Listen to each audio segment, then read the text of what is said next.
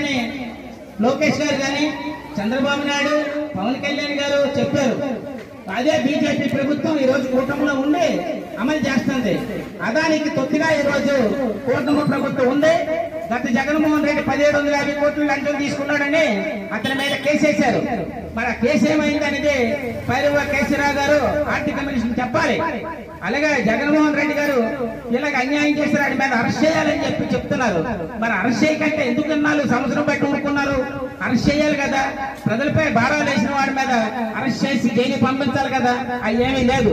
అందుకని ఏదైనా అదానికి కొమ్ముగాస్తున్న కూటమి ప్రభుత్వం కానీ గత ప్రభుత్వం కానివ్వండి, ఈ స్మార్ట్ మీటర్లు అందరూ కూడా వ్యతిరేకించి ఖచ్చితంగా మన ఇంటికి వస్తే మేము పెట్టొద్దు అని మీరు అందరూ చెప్పాలి.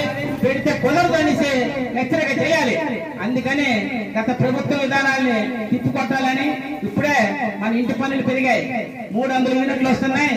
300 యూనిట్లకి అమ్మబడి పోతే తెల్ల రేషన్ కార్డు ఉండదు. అలాగే ఉచిత గ్యాస్ కలెక్షన్ 3 బండ్లు ఉండవు. పెన్షన్లు పోతాయి, వృద్ధాప్య పెన్షన్ పోతే, వికలాంగుల పెన్షన్ పోతే, ఇవన్నీ పోతాయి. అందుకనే ఈ స్మార్ట్ మీటర్లు మాకొద్దు ఖచ్చితంగా చెప్పాలి. ఎందుకు వేసుకోవాలంటే ఈ నియోజకవర్గం ఎమ్మెల్యే వచ్చి చెప్పాలి. స్మార్ట్ మీటర్లు వేసుకుంటే ఏంటి లాభం అని చెప్పాలి.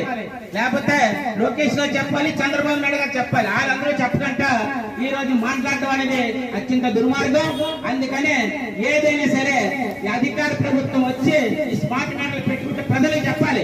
ఇదో ఇది లాభం ఉంటుంది, ఇంత లాభం వస్తుంది, సంక్షేమ పథకాలు అన్ని ఉంటాయని చెప్పదలిసి ఒక లెక్కపూర్వకంగా అధికారికంగా చెప్పండి. మాకే అభ్యంతరం లేదు. అధికారంగా లేకుండా మీరు వచ్చి స్మార్ట్ మీటర్లు వేస్తే ఊరుకోమని చెప్పేసి సిపిఎం పార్టీగా హెచ్చరిక చేస్తున్నాం.